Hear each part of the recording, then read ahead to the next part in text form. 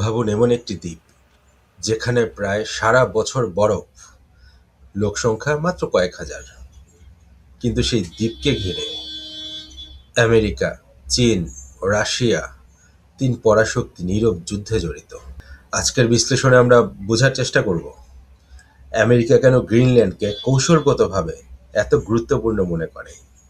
এই দ্বীপে আসলে কি আছে যা ভবিষ্যতের বিশ্ব রাজনীতি বদলে দিতে পারে।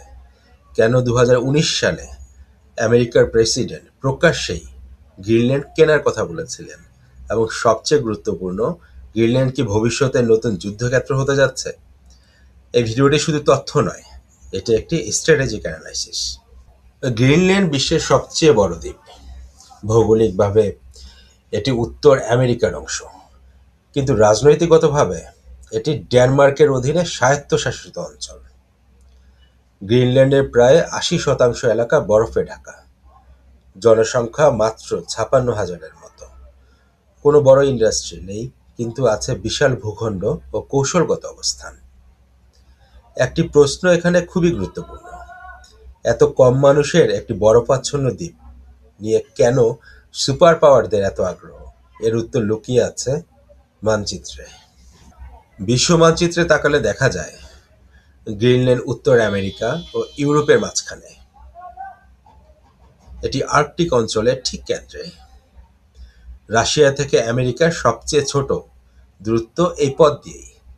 সামরিক বিশ্লেষকদের ভাষায়, যে গ্রিনল্যান্ড কন্ট্রোল করবে সে উত্তর গোলার্ধ কন্ট্রোল করার পথে এক ধাপ এগিয়ে যাবে। এই কারণেই দ্বিতীয় বিশ্বযুদ্ধের সময় আমেরিকা এখানে সামরিক ঘাঁটি তৈরি করেছিল। আজও সেখানে আমেরিকার গুরুত্বপূর্ণ রাডার ও মিসাইল ডিফেন্স সিস্টেম আছে, বিশেষ করে ব্যালিস্টিক মিসাইল আগাম শনাক্ত করার জন্য এবং রাশিয়া থেকে আসা সম্ভাব্য আক্রমণ নজরদারি করার জন্য। গ্রিনল্যান্ড হলো আমেরিকার উত্তর ঢাল। এখন আসি সবচেয়ে স্পর্শকাতর বিষয়ে: প্রাকৃতিক সম্পদ। গ্রিনল্যান্ডে বরফ গলে গেলে যা বেরিয়ে আসবে: রেয়ার আর্থ মিনারেলস, ইউরেনিয়াম, তেল ও গ্যাস, লোহা, নিকেল, জিঙ্ক।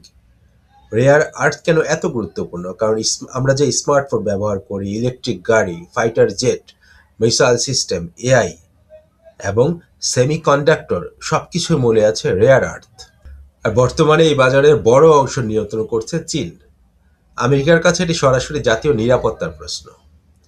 গ্রিনল্যান্ড মানে চীনের উপর নির্ভরতা কমানোর একটি বড় সুযোগ, ভবিষ্যতের প্রযুক্তি যুদ্ধের কাঁচামাল।